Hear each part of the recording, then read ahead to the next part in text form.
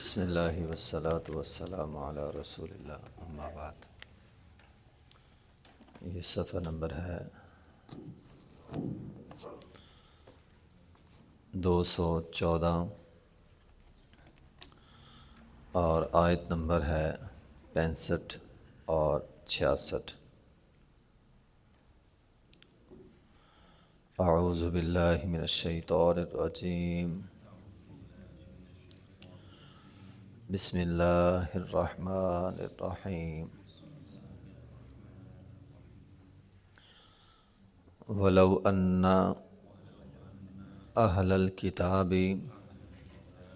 آمَنُوا وَاتَّقَوْا لَكَفَّرْنَا عَنْهُمْ سَيِّئَاتِهِمْ وَلَأَدْخَلْنَاهُمْ جنات النعیم۔ ولو انہم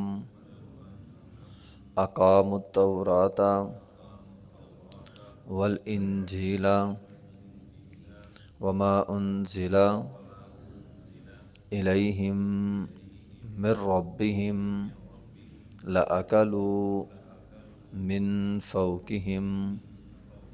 ومن تحت ارجلہم منہم امۃ مقتصدہ وکثیر منہم ساء ما یعملون۔ ولو ان، اور اگر بے شک اہل الکتاب بھی اہل کتاب آمنو ایمان لے آئیں، واتقوا اور تقوی اختیار کریں، لکفرنا عنہم تو البتہ ہم ضرور مٹا دیں گے ان سے سیئاتہم ان کے گناہ، ولادخلناہم اور البتہ ہم ضرور داخل کریں گے ان کو جنات النعیم نعمتوں والی جنت میں۔ ولو انہم، اور اگر بے شک وہ اقاموا التورات تورات کو قائم کریں، والانجیل اور انجیل کو بھی، وما انزل الیہم من ربہم اور جو کچھ ان پر اتارا ان کے رب کی طرف سے، لأکلوا من فوقہم تو البتہ ضرور کھائیں گے اپنے اوپر سے، ومن تحت ارجلہم اور اپنے پاؤں کے نیچے سے، منہم امۃ مقتصدہ ان میں سے ایک گروہ، مقتصدہ درمیانہ روش اختیار کرنے والا ہے، وکثیر اور ان میں سے اکثر، وکثیر منہم اور ان میں سے اکثر، ساء برے ہیں، ما یعملون جو وہ عمل کرتے ہیں۔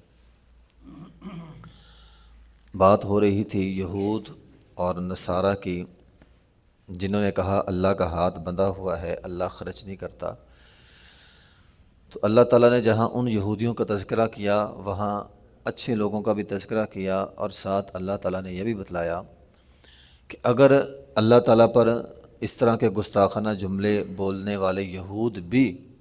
صحیح معنوں میں ایمان لے آئیں، اللہ سے ڈرنے والے بن جائیں، تو اللہ ان کے گناہ بھی معاف کر دے گا۔ اللہ کی ذات بڑی غفور رحیم ذات ہے، بڑے سے بڑا گناہ اگر دنیا میں انسان توبہ کر لے تو اللہ معاف کر دیتا ہے، حتیٰ کہ اگر کوئی اللہ تعالیٰ پر گستاخانہ جملہ بولے اور بعد میں پکی سچی توبہ کر لے، پکا سچا ایمان لے آئے، تو اللہ تعالیٰ اس کو بھی معاف کر دے گا۔ تو وَلَوْ أَنَّ أَهْلَ الْكِتَابِ بے شک اہل کتاب آمنوا واتقوا صحیح معنوں میں ایمان لے آئیں اور تقوی اختیار کر لیں، اللہ سے ڈرنے والے بن جائیں، تو اللہ ان کو نعمتوں والی جنت جو ہے وہ عطا کرے گا۔ اس آیت میں ہمارے لیے ایک پیغام ہے، صرف ایمان کافی نہیں ہوتا جب تک ایمان کے ساتھ واتقوا شامل نہ ہو۔ تقوی گناہوں سے بچنا، اصل میں تقوی کہتے ہیں گناہوں سے بچنا، پرہیز کرنا، بچنا۔ ایک بندہ گناہ بھی کیے جا رہا ہے، توبہ بھی کیے جا رہا ہے، اللہ کو وہ توبہ پسند ہی نہیں ہے، اللہ ایسی توبہ کا قبول نہیں کرتا۔ بندہ گناہ بھی کر رہا ہے، توبہ ساتھ گناہ بھی شامل ہے۔ بعض لوگوں کی عادت ہوتی ہے زبان سے توبہ اور ساتھ اپنا گناہ کا کام بھی جاری رکھتے ہیں، تو یہ توبہ نہیں ہے، اللہ ایسی توبہ کو قبول نہیں کرتا۔ اللہ ایسی توبہ کو قبول کرتا ہے کہ آمنو واتقوا، ایمان بھی ہو، ڈر بھی ہو، تو اللہ توبہ قبول کرتا ہے۔ آپ رک جائیں، گناہ چھوڑ کر کہیں اللہ یہ گناہ میں کرتا تھا، آج میں پکی سچی توبہ کر، توبۃ نصوحا، توبوا الی اللہ توبۃ نصوحا، اللہ قبول کرتا ہے۔ اے اللہ میں یہ گناہ کرتا تھا، آج میں نے چھوڑ دیا، اور پکا ارادہ کر لیا میں نے چھوڑ دیا، تب جا کے اللہ تعالیٰ بندے کا گناہ جو ہے وہ معاف فرماتے ہیں۔ اللہ تعالیٰ نے قرآن میں بہت سارے مقامات پہ فرمایا تھا، یا ایھا الذین آمنوا اتقوا اللہ وقولوا قولا سدیدا یصلح لکم اعمالکم ویغفر لکم ذنوبکم۔ پکی سچی توبہ کر لو، تقوی اختیار کر لو، اللہ تمہارے گناہ معاف کر دے۔ خطبہ حجۃ الوداع آپ ارشاد فرما رہے تھے،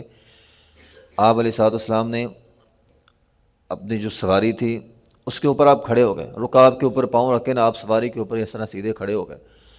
لوگوں کو متوجہ کیا، اور نبی علیہ الصلوۃ والسلام نے فرمایا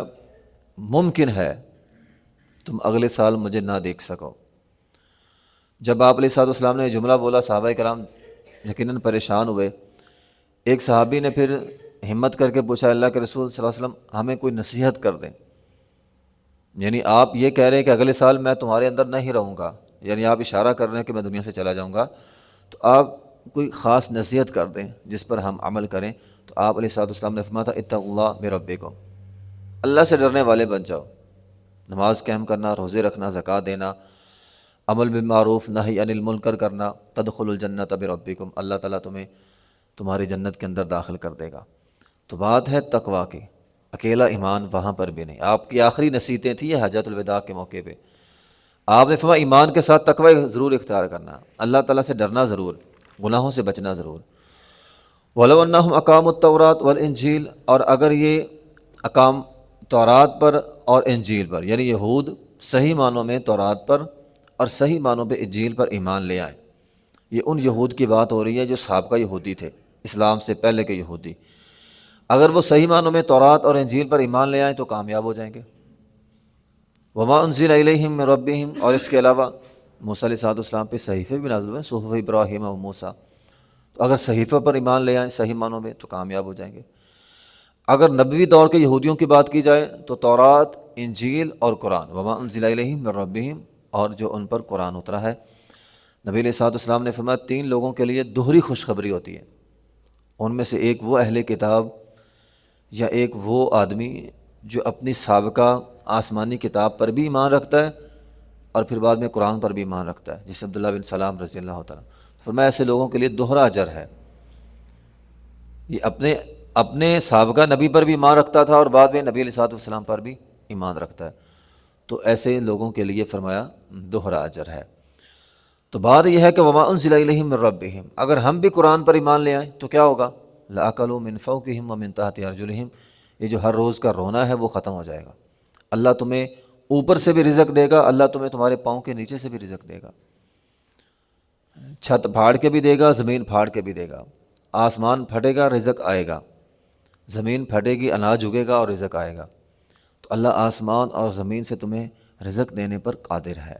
تو بات پھر وہی ہے، آج لوگ سمجھتے ہیں اچھا نیک بن گیا تو کھائیں گے کہاں سے، دکان پہ اگر سچ بولنا شروع کر دیا تو کھائیں گے کہاں سے؟ رب تعالیٰ تو فرماتے ہیں آمنوا واتقوا، گناہ نہیں کرنا، لأکلوا من فوقہم ومن تحت ارجلہم، تمہیں اوپر اور نیچے سے کھلانا میری ذمہ داری ہے۔ ہم کہتے ہیں نہیں اللہ تیری نہیں، ہم تو اپنے اعتبار سے کھائیں گے، ہم نے تو بس جو دھوکہ دینا، جھوٹ بولنا جو ہم دن پہ کرتے ہیں نا، جب تک وہ کریں نا تو شام کو بچت نہیں ہوتی، ہم اپنے حساب لگاتے ہیں، قرآن ہمیں صحیح حساب دے رہا ہے۔ آمنوا واتقوا، ایمان لے آؤ، ڈر جاؤ، لأکلوا من فوقہم ومن تحت ارجلہم، اوپر اور نیچے سے اللہ تمہیں رزق دے گا۔ تو اگر ہمارا ایمان ہے تو پھر ہمیں صحیح معنوں میں بزنس تجارت کرنی چاہیے، نوکری کرنی چاہیے، تاکہ اللہ تعالیٰ اوپر اور نیچے سے ہماری مدد کرے۔ تو لأکلوا من فوقہم، ہم تمہیں اوپر سے کھلائیں گے، یعنی بارشیں ہوں گی، اللہ برکت نازل کرے گا، ومن تحت ارجلہم، اناج اچھا ہوگا، فصلیں اچھی ہوں گی، امت منہم امت مقتصدہ، تو ان میں سے ایک امت جو ہے وہ میانہ روی اختیار کرتی ہے۔ تو ہر دور میں ایسا ہوتا ہے، ایک نہ ایک گروہ اچھا ہوتا ہے جو سیدھے راستے پر چلتا ہے، وکثیر منہم ساء ما یعملون، اور بہت برے لوگ ہوتے ہیں، اکثر برے ہوتے ہیں۔ تو یہ شروع سے چلا آ رہا ہے، نیک لوگ اچھے ہوتے ہیں، اچھے لوگ تھوڑے ہوتے ہیں اور برے لوگ بہت زیادہ ہوتے ہیں۔ برحال قرآن کے بہت سارے مقامات پہ ہے وَمَن يَتَّقِ اللَّهَ يَجْعَل لَّهُ مَخْرَجًا وَيَرْزُقْهُ مِنْ حَيْثُ لَا يَحْتَسِبُ، تو قرآن کے اکثر مقامات پہ ہے کہ اگر ہم نیکی اور تقوی اختیار کریں تو اللہ دیتا ہے۔ ابن قیم رحمۃ اللہ علیہ فرماتے ہیں اگر بندہ نیک اعمال چھوڑ دے تو اللہ تعالیٰ انسان کو رزق حلال سے محروم کر دیتا ہے۔ مسند احمد کے حوالے سے انہوں نے یہ بات کہی ہے حدیث کی۔ تو یہ بات بڑی اہم ہے۔ بعض اوقات ہم دیکھتے ہیں بندہ بڑا گناہ گار ہوتا ہے، ہم کہتے ہیں یار یہ تو گناہ گار ہی بہت، امیر بھی بہت ہوتا ہے،